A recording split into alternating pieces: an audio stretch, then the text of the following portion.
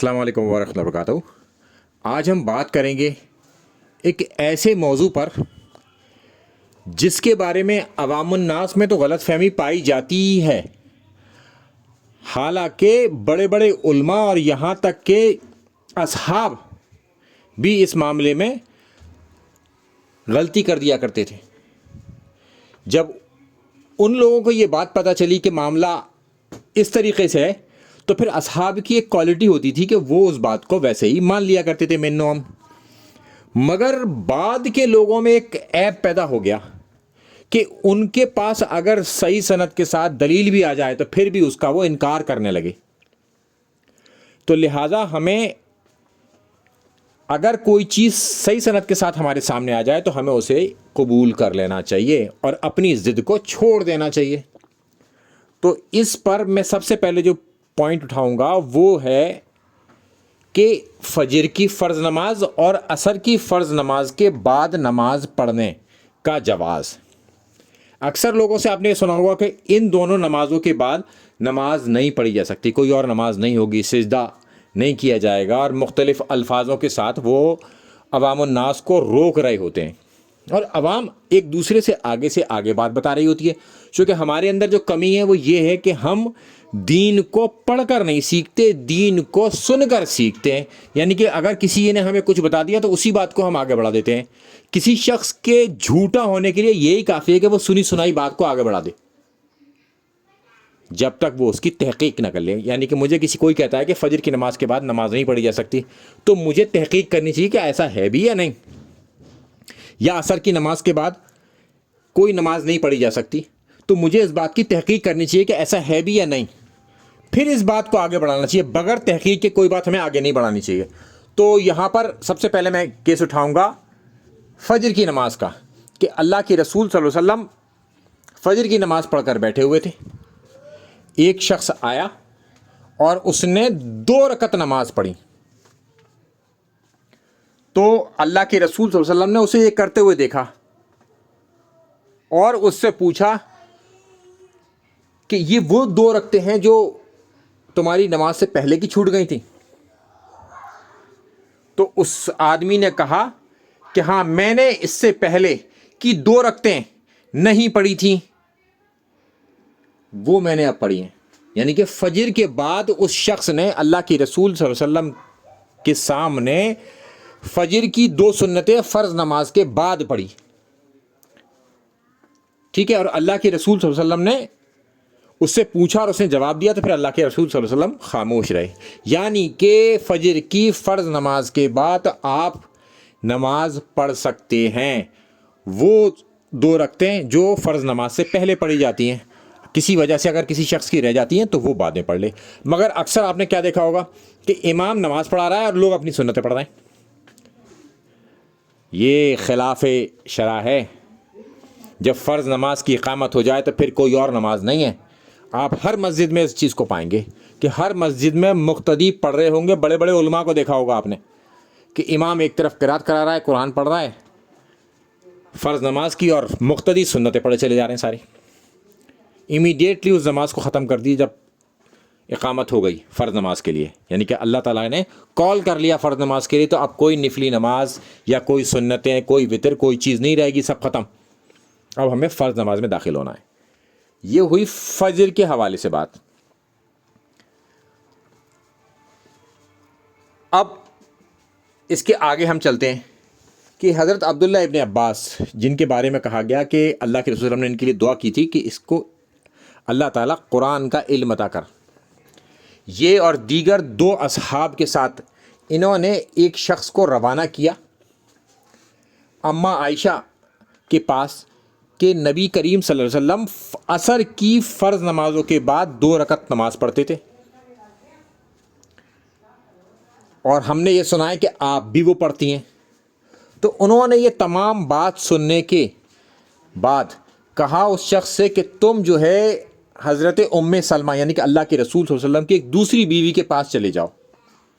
وہ شخص یہ بات سن کر واپس گیا اور انہوں نے اس بات کو وہاں جا کے بتایا کہ اماں عائشہ کا کیا جواب تھا۔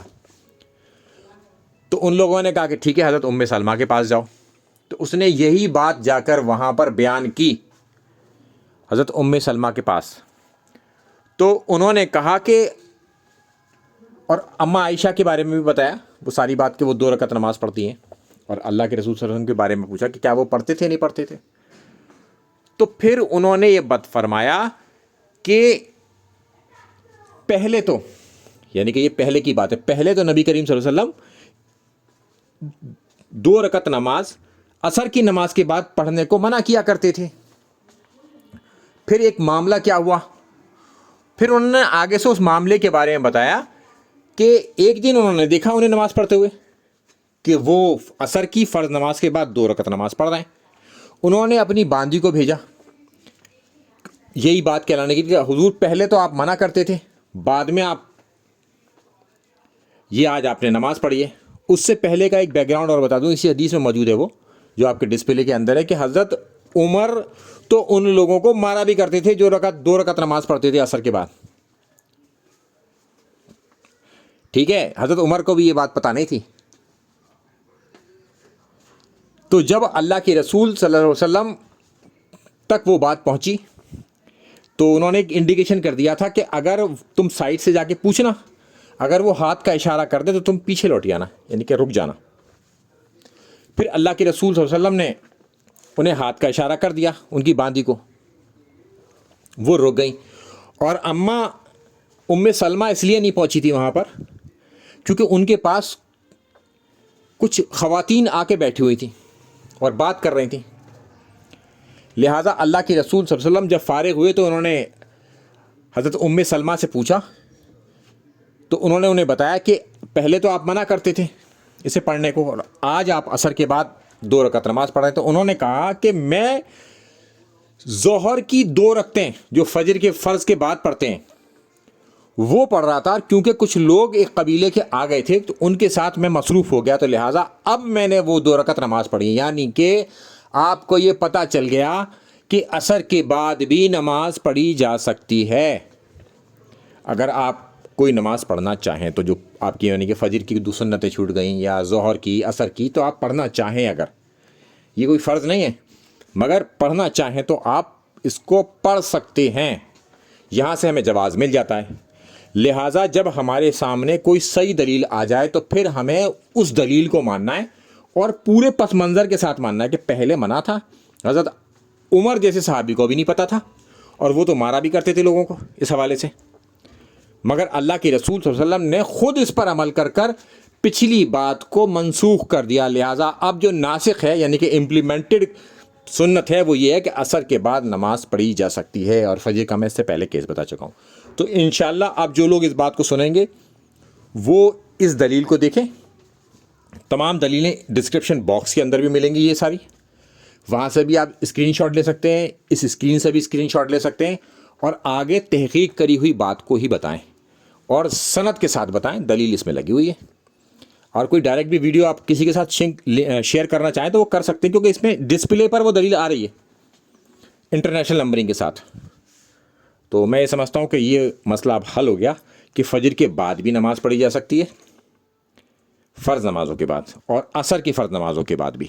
مگر اس میں ایک بات یاد رکھیے گا کہ وہ جو مکرو وقت ہے یعنی کہ سورج کی ٹکی یعنی کہ گول پہیا جب ٹرانزیشن یعنی کہ نکلنے کی پوزیشن میں ہو، نہ تو پورا نکل پایا ہو اور نہ ہی پورا غروب ہو، اندر ہو نہ ہی ظاہر ہو، یعنی کہ نہ تو ظاہر میں ہے وہ پورا نہ ہی پورا چھپا ہوا ہے، اس دوران نماز نہیں پڑھتی اور نماز نہیں پڑھتے، چاہے یہ فجر کا وقت ہو، طلوع آفتاب کا یا زوال کا.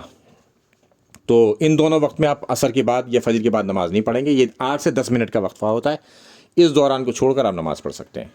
اور ایک تیسرا وقت ہے زوال کا، وہاں بھی ٹکیا کا چکر ہے. جب اسٹریٹ پوائنٹ ایک بنا لیجئے سورج کی سب سے اونچے اٹھنے کی ایک پوزیشن، اس ٹرانزیشن پوزیشن پر جب وہ ہوتا ہے، جب پوری ٹرانزیشن یعنی کہ سب سے اونچا اٹھا ہوا ہے، اس وقت وہ ٹرانزیشن پیریڈ میں ہوتا ہے، یعنی کہ موو کر رہا ہوتا ہے. اس پوائنٹ پر جب تک وہ موومنٹ رہے گا 8 سے 10 منٹ تک، تب تک آپ زوال، اسے کہتے ہیں زوال کا وقت، اس وقت نماز نہیں پڑھتے. دن میں 3 مکروہ وقت ہیں. لہٰذا فجر کی سنتیں اگر کسی کی رہ جاتی ہیں تو وہ فرض نماز کے بعد فوراً پڑھ سکتا ہے، اور کسی کی دیگر کوئی اور نماز رہ گئی ہے تو وہ عصر کے بعد بھی فرض نماز کے بعد پڑھ سکتا ہے. अस्सलाम वालेकुम व रहमतुल्लाहि व बरकातहू।